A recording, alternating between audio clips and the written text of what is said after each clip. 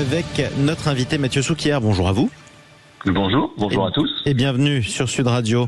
Politologue, expert associé à la Fondation Jean Jaurès. Emmanuel Macron qui réunissait tous les chefs de parti hier. Il se trouve qu'il a été boycotté par 3 d'entre eux. Olivier Faure pour le PS, Manuel Bompard pour la France Insoumise, Éric Ciotti pour les Républicains. Est-ce que ces rencontres de Saint-Denis étaient vouées à l'échec ?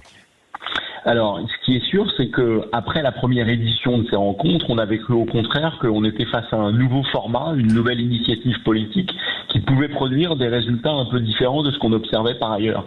Alors, parce que le format était inédit, le président de la République qui seul réunit l'ensemble des responsables de partis politiques, et un format inédit et un format qui, encore une fois, tranchait dans sa symbolique, avec en particulier le jeu parlementaire tel qu'on l'observe à l'Assemblée nationale, qui est bien souvent cacophonique et conflictuel. Là, précisément, c'était créer un espace de discussion, d'échange et peut-être même de co-construction avec l'ensemble des forces politiques. Les forces politiques de la majorité, mais aussi les forces politiques de l'opposition.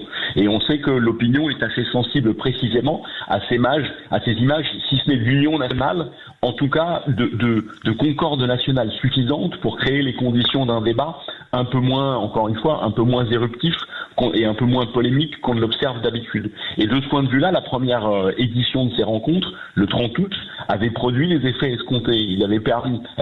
Ces rencontres avaient permis de remettre le président de la République au centre du jeu, alors qu'il sortait quand même d'un hiver et d'un printemps politiquement très dur pour lui. Ça le remettait au centre du jeu.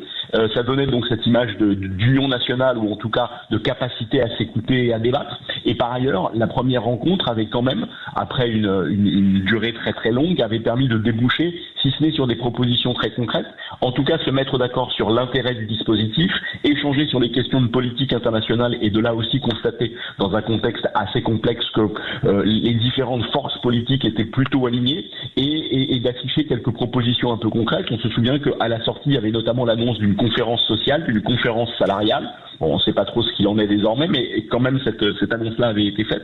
Et l'idée, précisément, de réfléchir collectivement à la réforme de nos institutions et à l'élargissement du champ du référendum. Voilà. Par contraste, évidemment, cette deuxième édition ne semble pas produire autant de succès. Mais justement, parce que tout ce que vous venez de dire, c'était avant hier soir. Consensus sur rien, si j'ose dire, hier. Beaucoup de choses ont été évoquées. D'abord, effectivement, cet élargissement possible du référendum aux questions de l'immigration. Personne n'en voulait, sauf Jordan Bardella du Rassemblement national. Ça a donc été abandonné. On a même à un moment envisagé une réforme des élections sénatoriales pour faire une chambre un peu plus à l'allemande comme le Bundesrat. Même pas en rêve, a tonné le président du Sénat, Gérard Larcher, qui était présent. En bref, il n'est rien sorti de ces rencontres. Alors, effectivement, je dirais que si le contraste est très net par rapport à l'édition du 30 août, c'est parce que, le tour de table était très incomplet, et parce que, il y a une absence totale de propositions et de débouchés. Mais je crois déjà le fait que le tour de table soit tout à fait incomplet pose question. Que la France Insoumise décide de boycotter, alors encore une fois, à l'issue de la rencontre du 30 août, tous les partis politiques étaient sortis en se satisfaisant plutôt quand même du format et de ce qu'il s'était passé, et en annonçant qu'ils étaient plutôt ouverts à l'idée de reproduire l'exercice. Donc on n'a pas très bien compris ce qui s'était passé en un mois ou un peu plus, justifiant que, alors qu'ils avaient annoncé qu'ils reviendraient, finalement ils ont fait le choix inverse. Pour LFI, je dirais que c'est peut-être moins étonnant. LFI, par principe, est dans une posture politique contestataire qui ne respecte pas toujours le code de bonne conduite républicaine. Je ne porte pas de jugement de valeur, mais voilà, c'est une posture politique de contestation qui peut s'entendre. Venant de la part du PS comme des Républicains, c'est beaucoup plus étonnant. On parle quand même des deux partis qui ont été les deux grands partis de gouvernement dans ce pays pendant les 50 dernières années. Alors, que le PS soit dans une posture, là encore, en ce moment contestataire, on peut peut-être l'admettre s'agissant d'une politique gouvernementale qui penche de plus en plus à droite, mais venant précisément des Républicains, l'affaire est infiniment plus étonnante.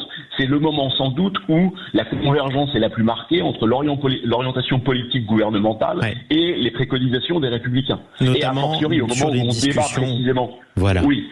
Au moment où on débat de l'immigration, on constate que c'est normalement le sujet sur lequel ils peuvent s'entendre. Et c'est le moment que choisit Éric Ciotti pour symboliquement couper la ligne, couper la discussion avec l'exécutif. Ce qui nous amène à cette question. Pour les Républicains, c'est très étonnant. Pour les Républicains, c'est étonnant, et ça nous amène à cette question en guise de conclusion, Mathieu Souquier. Ces rencontres de Saint-Denis, elles devaient permettre à Emmanuel Macron de contourner l'absence de majorité à l'Assemblée nationale, trouver un consensus avec les autres partis malgré la cacophonie parlementaire. Est-ce que ça signifie qu'aujourd'hui, Emmanuel Macron n'a plus aucune solution pour avancer pendant son quinquennat, sauf à convoquer de nouvelles élections? Oui, alors je dirais même que ce format avait aussi une autre vertu qui était de pouvoir échanger dans un contexte, je dirais, un peu serein et confidentiel sur certains grands sujets d'intérêt national et en particulier sur les questions internationales. Et donc que le président de la République à cette occasion puisse expliciter de façon un peu précise en réalité la position de la France, les discussions avec un certain nombre de partenaires et en partageant même quelques informations à caractère confidentiel. Dans le contexte international qui est le nôtre et avec ce qui se passe au Proche-Orient, je dirais que le besoin était encore plus marqué qu'à la fin de l'été dernier. Donc on le comprend d'autant moins.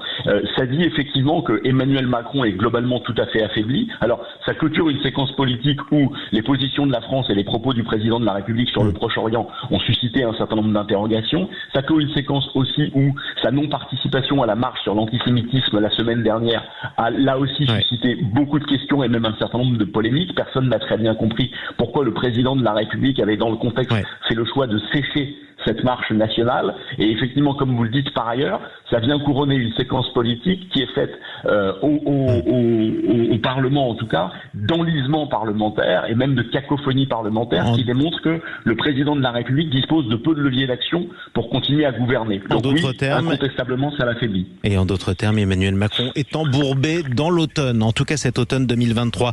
Merci Mathieu Souquier d'être intervenu sur Sud Radio pour cet éclairage. Politologue, expert associé à la Fondation Jean Jaurès. À suivre.